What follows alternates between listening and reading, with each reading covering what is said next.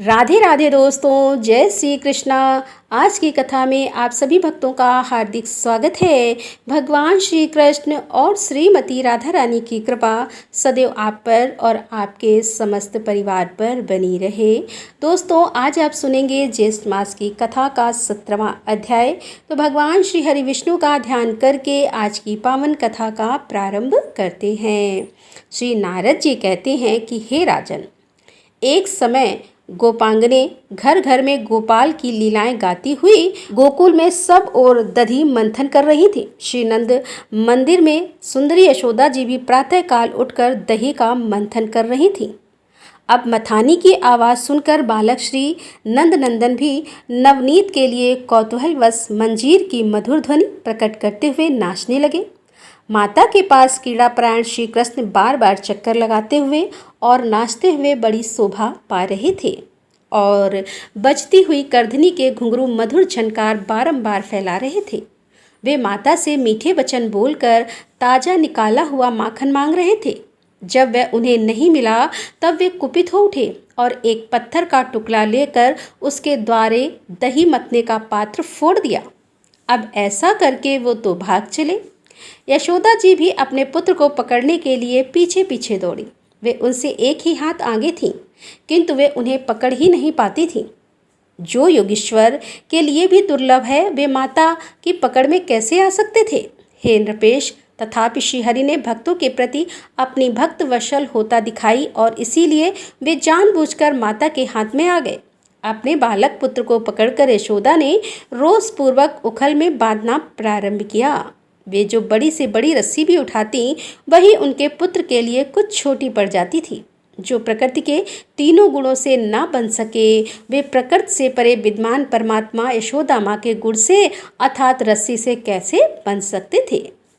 फिर जब यशोदा बांधते बांधते थक गई और हताश होकर बैठ रही तथा बांधने की इच्छा भी छोड़ बैठी, तब वे स्वच्छंद गति भगवान श्री कृष्ण होते हुए भी कृपा करके माता के बंधन में आ गए। भगवान की ऐसी कृपा कर्म त्यागी ज्ञानियों को भी नहीं मिल सकी। फिर जो कर्म के आसक्त हैं, उनको तो मिल ही कैसे सकती है।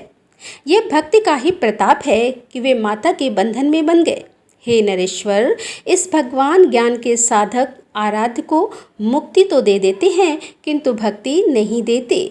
तब उसी समय श्री गोपियाँ श्री शीघ्रतापूर्वक वहाँ आ पहुँची। उन्होंने देखा कि दही मतने का भांड फूटा हुआ है और वहीं पर भयभीत नंद शिशु बहुत सी रस्सियाँ द्वारा ओखली में बंधे खड़े हैं। अब यह देखकर गोपियों को बड़ी दया आई और वे यशोदा जी से बोली। गोपियों ने कहा कि हे नंद रानी, तुम्हारा यह नन्हा सा बालक सदा ही हमारे घरों में जाकर बर्तन भाड़े फोड़ा करता है, तथापि हम करुणावशी से कभी कुछ नहीं कहती। हे ब्रजेश्वरी यशोदे, तुम्हारे दिल में जरा भी दर्द नहीं है। तुम निर्दयी हो गई हो। एक बर्तन के फूट जाने के कारण तुमने इस बच्चे को छड़ी से डराया धमकाया है और बांध भी दिया है। तब श्री नारद जी कहते हैं कि हे नरेश्वर, उन गोपियों के यूं कहने पर यशोदा जी कुछ नहीं बोली। वे घर के काम धंधों से लग गईं। इसी बीच मौका पाकर श्री कृष्ण ग्वाल बालों के साथ वह ओखली खींचते हुए श्री यमुना जी के किनारे चले गए। यमुना जी के तट पर दो पुराने विशाल वृक्ष थे जो एक दूसरे से जुड़े हुए थे। वे दोनों ही अर्जुन वृक्ष थे।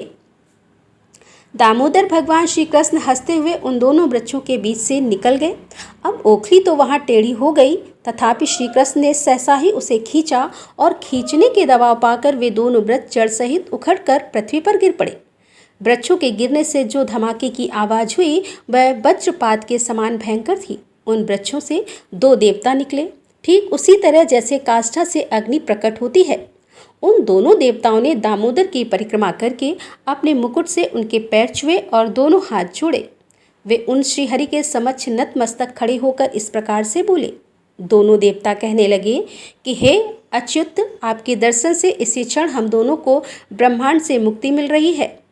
हरे, अब हम दोनों से आपके निज भक्तों की अवहेलना ना हो। आप करुणा की निधि हैं, जगत का मंगल करना आपका स्वभाव है।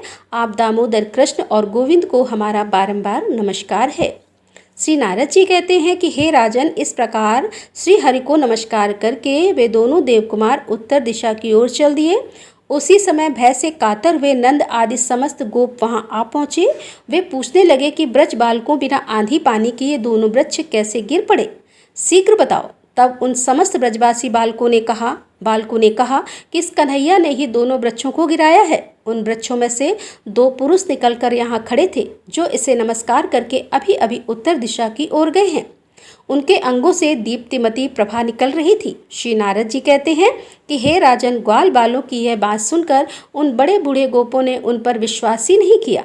नंद जी ने ओखली में रस्सी से बंधे हुए अपने बालक को खोल दिया और लाड़ प्यार करते हुए गोद में उठाकर उस शिशु को सूंघने लगे। नरेश्वर नंद जी ने अपनी पत्नी को बहुत उल्हाना दिया और ब्राह्मणों को 100 गाय दान के रूप में दी। तब बहुला शब ने कहा कि हे देवऋषि प्रवर, वे दोनों दिव्य पुरुष कौन थे, यह बताइए, और किस दोष के कारण उन्हें यमलाजुन वृक्ष होना पड़ा। तब श्री नारद जी कहते हैं कि हे राजन, वे दोनों कुबेर के श्रेष्ठ पुत्र थे, जिनका नाम था नलकुर और मणिंगी।